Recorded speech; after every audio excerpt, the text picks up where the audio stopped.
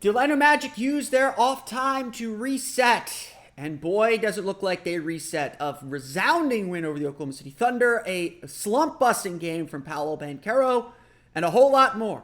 It's time for Locked On Magic. You are Locked On Magic, your daily Orlando Magic podcast. Part of the Locked On Podcast Network, your team every day.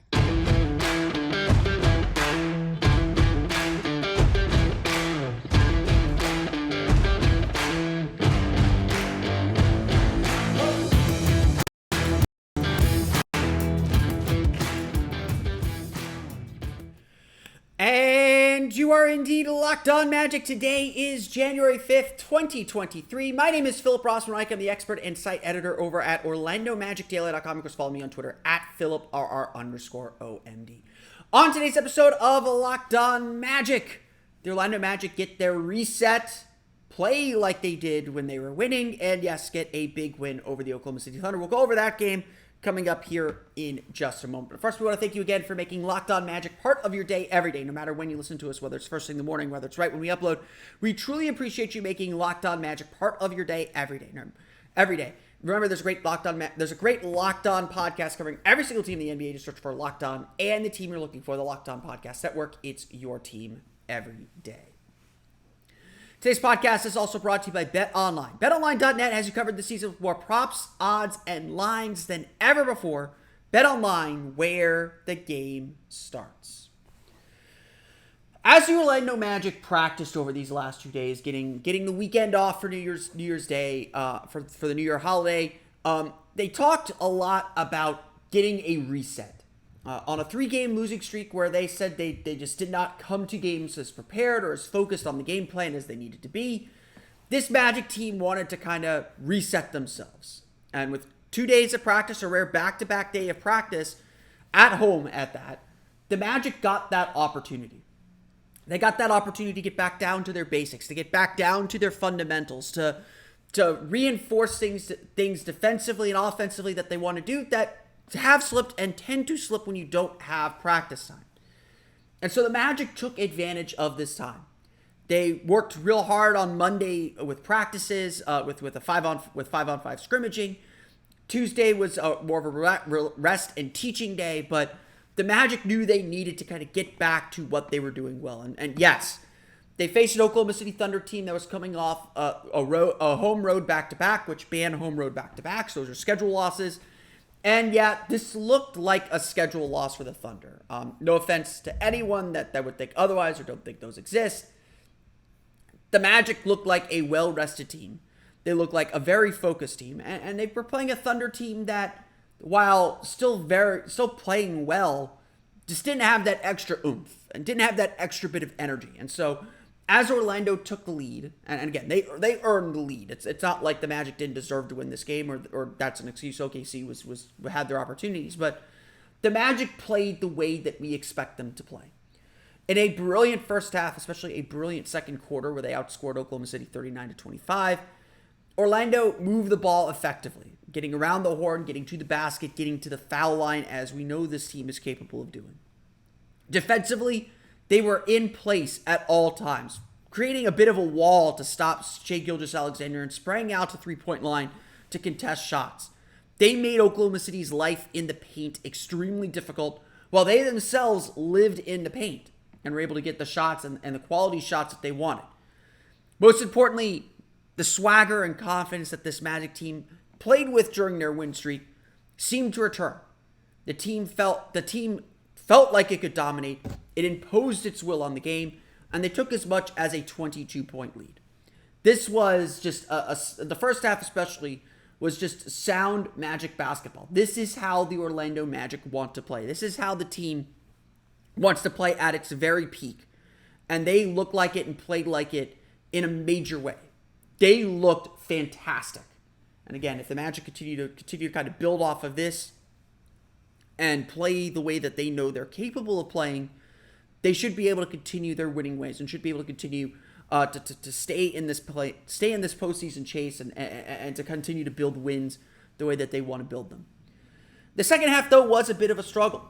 Yes, Orlando still scored 56 points. It's the NBA right now, but they got outscored 62 to 56. They got a little bit looser, no doubt about it. The Thunder found their groove a little bit. They got to the line a ton, especially Shai Gilgeous-Alexander, who had a really poor game, except that he made 17 of 18 free throws, more than half of his points coming from the foul line. Which blunted a little bit of the Magic's defense and really had the game lose its rhythm. The third quarter especially, Orlando just couldn't get into a rhythm, couldn't get into a flow, and Oklahoma City cut that 22-point lead down to 7. It's the NBA, everyone makes a run. And so the thing to take away from that is, yeah, the Magic lost a little bit of their mojo and couldn't get it back. And again, I would say that the flow of the game was very, very off for the Magic in the second half. Turnovers hurt for sure, but the way that the fouls were being called in the third quarter, a lot of starting and stopping took forever to get through that third quarter, and that's a big reason why the Thunder, I think, were able to get back into the game. From there, though, the Magic made every play that they had to. Every time OKC made a push to get back into the game, cutting it down to as little as 7, Orlando made a shot, made a play to get themselves back in it, get themselves back in the lead. Whether that was Paolo Banchero hitting a big jumper, a big contested jumper at times, or Markelle Fultz squeezing out an offensive rebound to get an extra possession, or the Magic themselves getting to the foul line and getting their thing and getting their free throw shooting going to kind of keep the Thunder at arm's length. It wasn't the cleanest finish for Orlando. You'd like to see a team go up by 22 and maintain that 20-point lead and not make you sweat a little bit, but it was a good finish nonetheless because Orlando was able to play its style and to stay in the lead and stay ahead.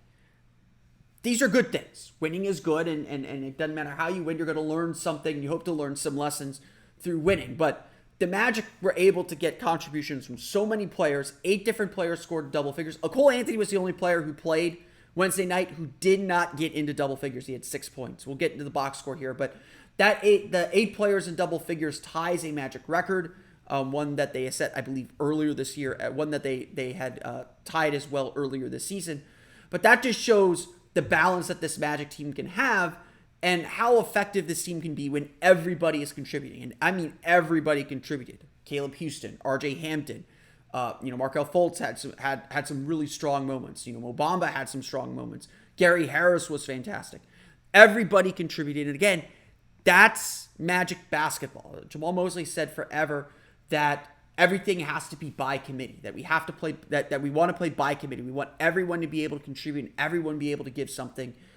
That's what happened in this game.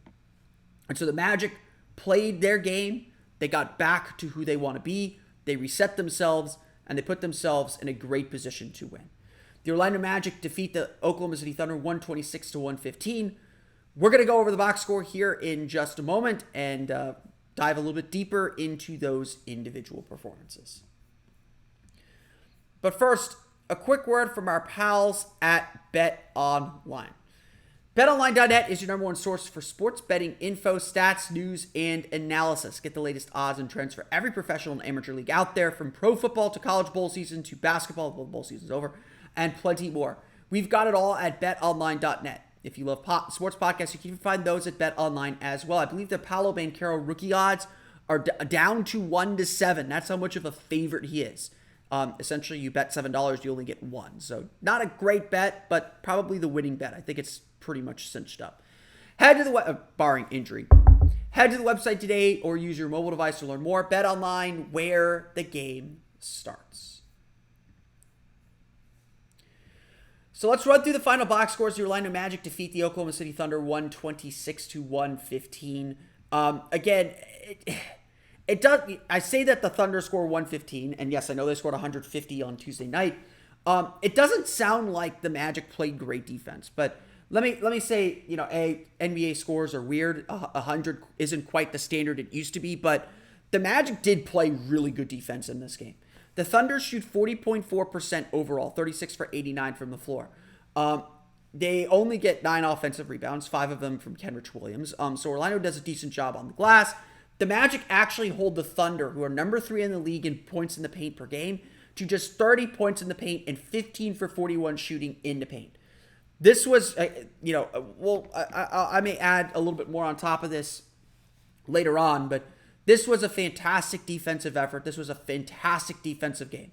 Shai Gilgeous-Alexander was really the only one that got himself going, and really the only consistent offensive push that the Thunder had all night. He had 33 points on 8 for 19 shooting. He did get to the line for 17 of 18 free throws. That was the biggest problem. There are two problems for the Magic in this game: turnovers and fouling. And those have been problems throughout the course of the season. Those are problems you expect from young teams, but an area where the Magic could still greatly improve.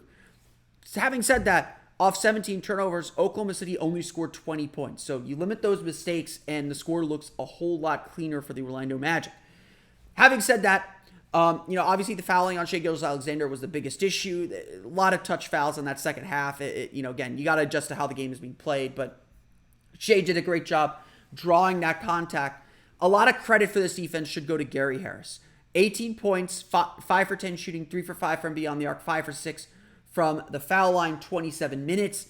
Great defense on Shai Gilgeous-Alexander. This is what we thought we were getting with Gary Harris. When Gary Harris came over and we we're waiting for him to get healthy again, this is the Gary Harris that everyone talks about. This is the Gary Harris that everyone looks forward to and believes heavily in. He played great. And it was good to see him healthy. It was good to see him kind of back out there with no restrictions. 27 minutes is I think, a season high. He was just all over the place and just did a really good job being disciplined on Shai Gilgeous-Alexander. Yeah, he probably had a few of those fouls too, but being disciplined on him, keeping him out of the paint, and making him work for all his shots. The shooting percentage says it all for Shai. Gary Harris made his life very, very difficult. And Shai is, again, he's going to be an all-star this year. It's just about containing and limiting, and the Magic did a really good job of that. The Magic star of the night, Paolo Banchero. 25 points, 8 for 17 shooting, 7 for 9 from the foul line, 8 rebounds, 7 assists. There were moments in this game where Paolo was taking those difficult jumpers, the pull-up jumpers, the turnaround jumpers, the fadeaway jumpers, and when he's hitting those, it's done. It's over. The Magic have one of those guys that can comfortably take those shots, comfortably make those shots, and just let the defense know that there's no way to defend him on that night. It definitely felt like in the fourth quarter especially that the Magic really turned to Paolo to kind of take them home and finish the game. We haven't always seen that. Sometimes it's been Markelle trying to close the games out. Sometimes it's been Franz. Paolo Banchero was the one that really closed this game out. And on several occasions, Oklahoma City made a push. They made a big three. They made a big shot. And Paolo would come to the other end, set himself up, get a shot. He didn't get the foul line as much in the second half, but create something to make this team go. Right now, really the only thing stopping him, when he's this confident and has that look in his eye, the only thing that's stopping him is defenses sending double teams his way, and him just not knowing how to read those quick enough or read those properly quite yet, which, again, he's a rookie. You got to remind yourself so much that he's a rookie. But Paolo this was a star game for Paolo Banchero. Just plain and simple. This was an all-star level game from Paolo. It's not just the points he scored. It's the way that he scored them and the moments that he scored them in. This kid is really, really impressive. I know we say that all the time. I know Magic fans don't need convincing of this, but I want to pause and recognize that we have a rookie who is playing at a very, very advanced level, and he's only going to get better. That's the truth. That's the truth of it. He's only going to get better. Wendell Carter, I thought, was also really strong in this game. 13 points, 4 for 9 shooting. Missed all 4 of his three-pointers. So, again, a lot of his misses are from deep. 13 rebounds for Carter. The 13 rebounds, to me, are the big thing. He was just all over the glass. He gobbled up rebounds. He just made his presence felt at all times. It was great giving help to Gary Harris on those drives by Shai. A lot of the Magic's fouling issues kind of started. I hate to single out Mo Bamba, and I'll talk about his positives here in a minute, but a lot of the Magic's negatives came out when Mo Bamba was there, and they didn't quite have the same base defensively, the same backstop defensively. But Carter was extremely active defensively, just did cleaned up whatever the Magic needed him to clean up, and it was just a very impressive game from Wendell Carter.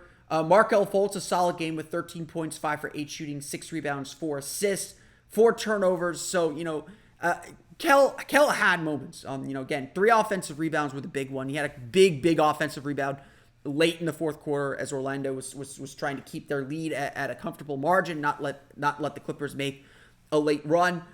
He has a way of making those kinds of winning plays, even when he's not playing the greatest.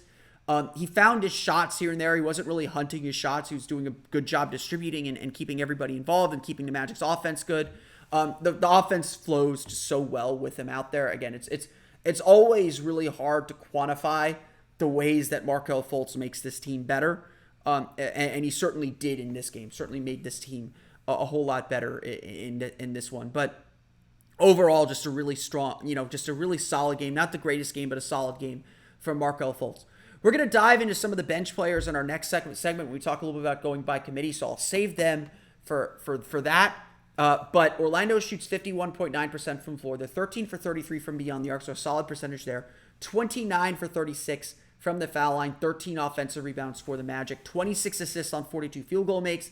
Just, again, a really solid offensive game. You don't score 126 points without being pretty solid offensively.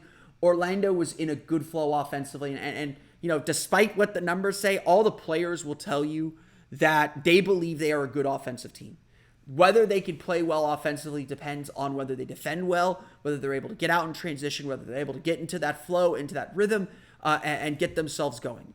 This offense still has a long way to go. I'm not quite buying what the players sell when they say that they believe that they are a good offensive team. But I think there are really good elements to this team that continue to play out and continue to look good overall. The Orlando Magic defeat the Oklahoma City Thunder 126-115. I want to chat a little bit about some of the bench players and how the Magic's by committee approach really seemed to work. We'll get to that coming up here in just a moment. Throughout the whole season, Jamal Mosley has said the Orlando Magic will have what he calls a by committee approach. He wants everyone to be able to be successful and wants the game, honestly, to dictate who has to step up.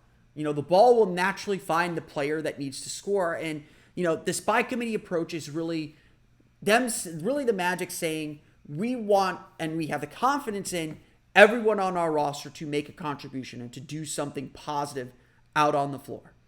That's, honestly, I think that's what's at the heart of what the Magic are trying to do and what the Magic are trying to build, or what the Magic believe they are building and trying to do.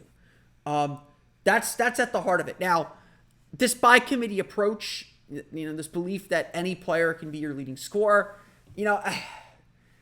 I think that's all well and good to say. We all know Paolo Banchero is the main guy. We all know Franz Wagner is a capable scorer.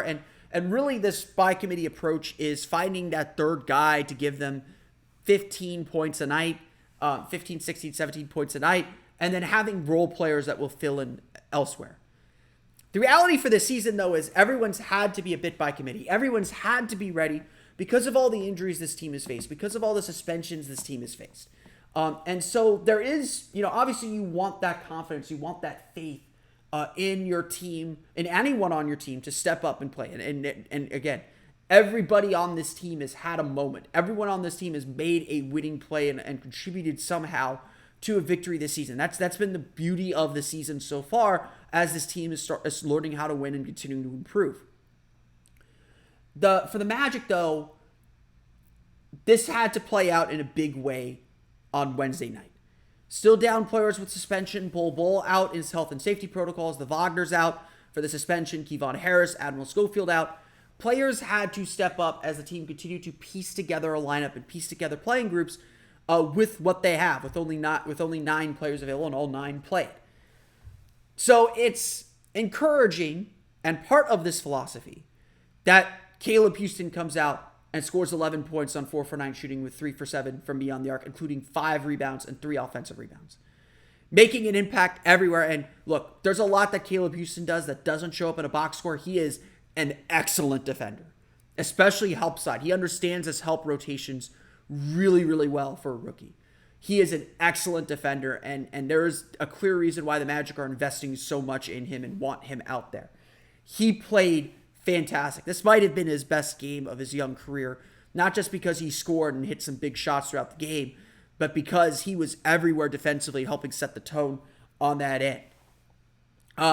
It's why players like Terrence Ross, who's a veteran, we know him.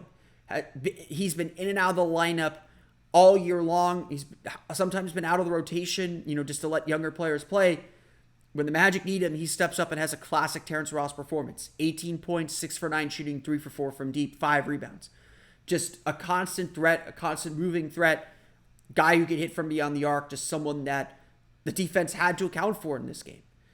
It's what happens when the Magic give their faith to RJ Hampton, playing 23 minutes in this one. Scores 12 points, 4 for 7 shooting, only 1 for 4 from beyond the arc, so all his misses were threes, 3 for 4 from the foul line. Someone who was putting pressure on the defense, someone who was playing with activity. And yeah, he had a couple fouls and got beat by Shai Gilgeous-Alexander a few times, but the competitiveness was there. He was willing to get down and defend. He was willing to get into defenders. He was willing to make things happen.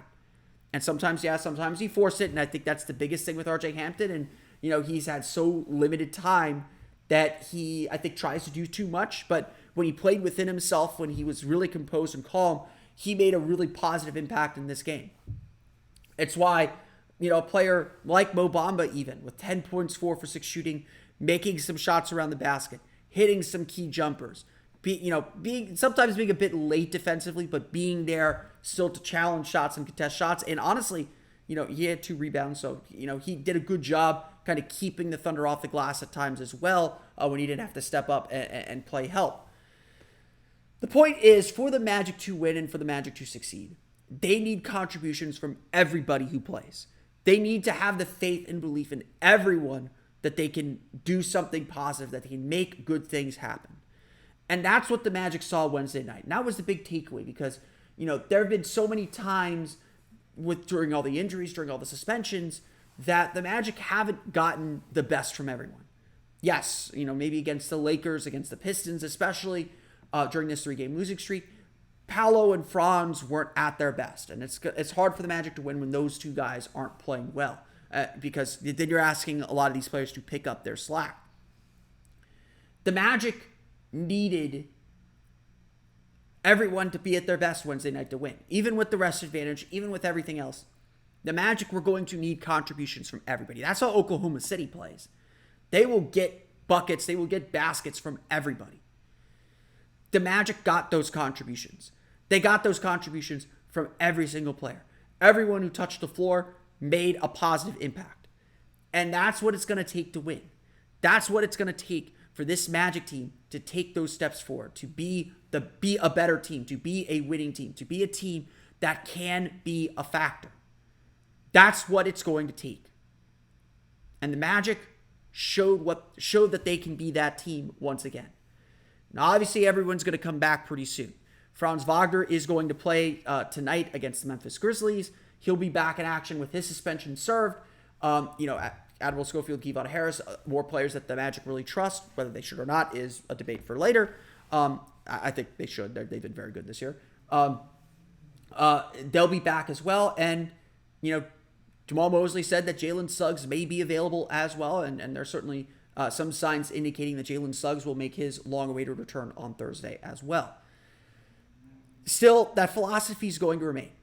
Everybody who touches the floor has to be able to contribute something, and the Magic have to have the faith that they can. Because when they do, they look like a very, very good team. I want to thank you all again for listening to today's episode of Locked On Magic. Of course, find me on Twitter at @PhilipRR_OMD. Subscribe to the podcast at Apple Podcasts, Stitcher, TuneIn, Himalaya, Google Play, Spotify, Odyssey, and all the fun places to download podcasts to your podcast-enabled listening device. For the latest on the Orlando Magic, be sure to check out OrlandoMagicDaily.com. Of course, follow us there on Twitter at @OMagicDaily. Now that you're done listening to us, we want to thank you for making us your first listen today. If we're not, we thank you for listening anyway. But now that you're done listening to us, go make your second listen game-to-game NBA. Every moment, every top performance, every result, Locked On Game-to-Game covers every game from across the NBA with local analysis that only Locked On can deliver. Follow Game to Game on Locked On NBA, available on the Odyssey app, YouTube, and wherever you get podcasts. That's going to do it for me, though. I want to thank you all again for listening to today's episode of Locked On Magic. For Orlando Magic Daily and Locked On Magic, this has been Philip Rossman-Reich. We'll see you all again next time for another episode of Locked On Magic.